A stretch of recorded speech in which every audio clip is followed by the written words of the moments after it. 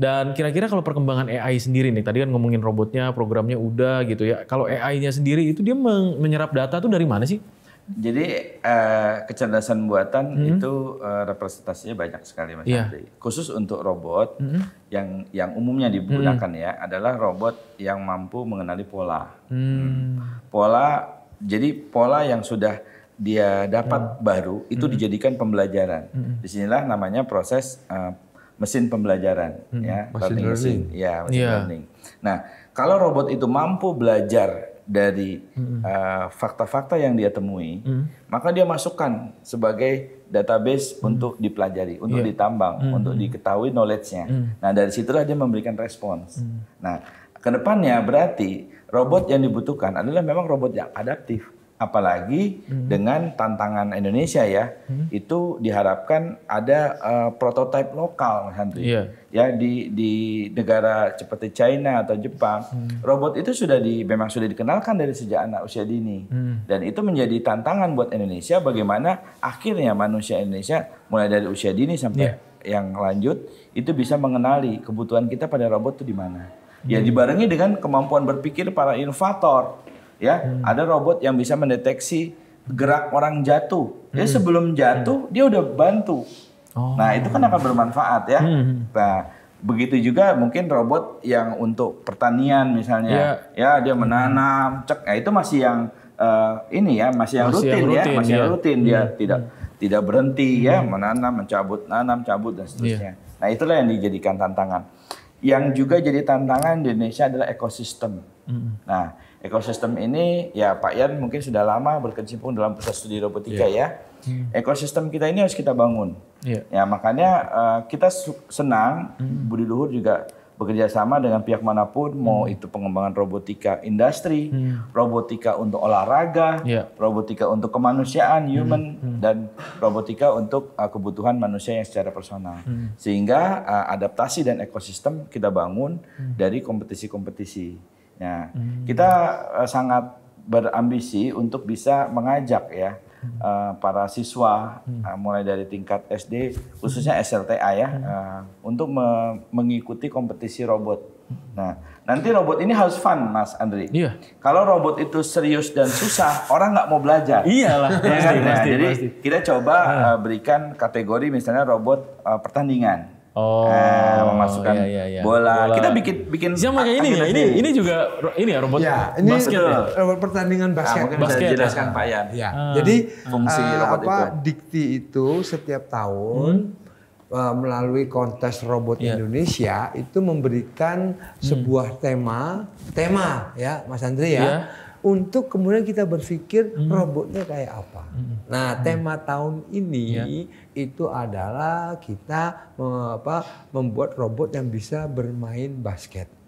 Nah, dari situ kita membangun robot yang di kanan dan di kiri ini adalah untuk mengambil bola.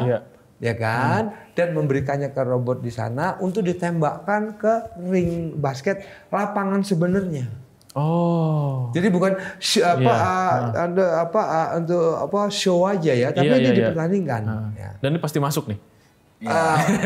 Tergantung programnya. Tapi ada juga faktor angin, faktor force major ya. Betul. Tapi kita upayakan algoritma yang kita kembangkan ini begitu akurat dan tepat. Nah, itulah menarik nih. Dari upaya Prof Arief ini kita akan ada kerjasama dengan mungkin Mas Andri baru dengar kali ya. Apa tuh? Perkumpulan robot seluruh Indonesia. Baru dengar. PRSI. Ada perkumpulannya. Itu di bawah ini KONI. Membangun komunitas. Nah, ini adalah untuk nantinya Budi Luhur dengan KONI, ya kan? Di KONI itu sekarang yang ada e-sport. Iya, betul. Itu e-sport ada. Nah, sekarang lagi dibangun PRSI, Pusat Robot Seluruh Indonesia. Pusat Robot Seluruh Indonesia. Nah, kita ingin menjadi bagian dari pemerintah itu. Nanti bukan hanya untuk mahasiswa, tapi untuk siswa-siswa. Nah, itu yang tadi saya maksud, mengenalkan robot dengan cara yang happy, yang fun. Betul. Jadi orang akhirnya terbiasa. Itu yang saya maksud tadi dengan ekosistem akhirnya. Kalau udah terbiasa, tahu bahwa robot itu ada dan bisa kita miliki. Nah, nantinya industri berkembang, akan ada penjualan, Betul. iya kan? Betul. Akan ada paket software. Betul. Nah, paket software ada yang built-in, ada yang bisa di-customize, kan enak tuh. Jadi misalkan dia waktu dia memasukkan bola, gol atau gol gitu ya, dia bisa teriak gol atau yes, itu di program. Nah, biarin aja anak-anak SD, SMP, SMA itu melakukan customisasi itu. Dari fun itulah ekosistem terbangun dan akhirnya Indonesia mungkin akan sangat maju dalam robotika. Dan harapannya kan robot ini tidak hanya dimiliki oleh instansi. Kalau sekarang kan instansi pemerintah, ya kan. Tapi kan belum sampai ke individu nih. Nah, kalau udah bisa deket sampai ke individu, berarti kan udah jadi kayak kebutuhan utama gitu. Mudah-mudahan Kementerian Pendidikan Dasar dan Menengah itu memiliki agenda juga yang kuat tentang bagaimana memaksimalkan dan mengenalkan robot dari sejak usia dini. Dari kurikulumnya nih. Dari kurikulumnya itu yang kami sebut dengan ekosistem. Itu penting sekali. Betul. Pada saat ekosistem terbentuk, otomatis semua ikan hidup dengan sendirinya. Demikian Mas Andri. Mas Arief, 10 tahun ke depan nih kira-kira. Wah. Indonesia, robot, dan AI. Apa yang ada di benak Mas Arief? Kalau di dalam benak saya 10 tahun ke depan, kebutuhan untuk robot itu akan sangat tinggi. Tapi ya itu tadi, robot yang basisnya adalah kecerdasan buatan. Ya. Kenapa? Karena manusia Indonesia ini memang senang juga pada hal-hal yang sifatnya eksploratif baru dan juga komunitas. Ya, jadi kalau ke depan saya bermimpi, ya bermimpi boleh ya, boleh. Komunitas robot itu hidup di mana-mana. Nah, jadi komunitas ini sama seperti kayak kita punya komunitas motor, kita punya komunitas olahraga, ya kan? Jadi nggak apa-apa datang ke komunitas, kita bawa robot kita, gitu kan? Robot lu bisa apa, gitu?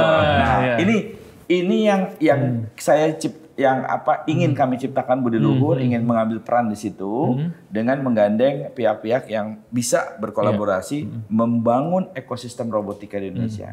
Nah, 10 tahun lagi harapannya Indonesia lebih maju dengan banyak sekali peluang dari sisi pekerjaan, ekonomi yang terbantu oleh robot. Nah, akhirnya mudah-mudahan robot itu bukanlah menggantikan manusia Indonesia, tapi manusia Indonesia sebagai pengendali robot-robot yang mampu menghasilkan manusia yang produktif. Begitu Mas. Wah, luar biasa ini. Aplaus dong. Mainin suaranya. Terima kasih. Mas Yan. Kalau saya 10 tahun ke depan, ya kan, itu akan berpikir begini Mas Andri. Dengan bonus demografi yang kita punyai, betul. Maka 10 tahun ke depan kita akan mengekspor pemikir-pemikir robot berbasis AI ke seluruh dunia. Karena ingat, dunia sekarang ini sudah mulai banyak tenaga-tenaga mudanya di beberapa negara yang berkurang. Nah, kita kan punya bonus demografi dengan kita memperkenalkan robot itu menjadi sesuatu yang inovatif. Maka kita akan punya tenaga-tenaga programmer robot terbaik yang bisa kita perkerjakan ke berbagai negara. Dan ini justru akan mengangkat level dari Indonesia itu sendiri. Ya, dari segi pemakai menjadi produksi. Jadi kalau saat ini the rising star adalah China, maka 10 tahun lagi the rising star adalah Indonesia. Cocok. Melalui teknologi robotika ini. Cocok. Kita kan selama ini selalu dianggap sebagai negara konsumen ya. Betul, user lah. User. Iya. Dan nggak menutup kemungkinan nih kalau para ahli di sini bilang 10 tahun ke depan kita yang akan jadi produsennya. Nah, mudah-mudahan ini bisa tercapai ya. Dan, amin. Amin.